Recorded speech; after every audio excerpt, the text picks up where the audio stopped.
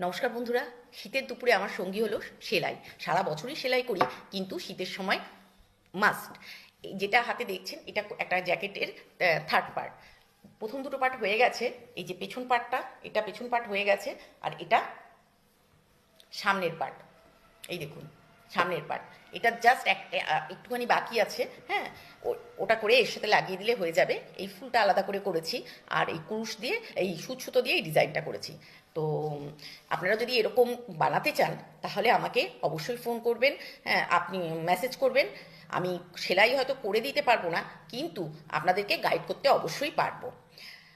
আমি যখন কোথাও যাই, ফেরার পথে আমার পছন্দের জায়গা হচ্ছে ট্রেনের দরজার কাছে, যে সাইডে প্ল্যাটফর্ম পড়ে না সেই দিকটায় বসতে আমি ভালোবাসি।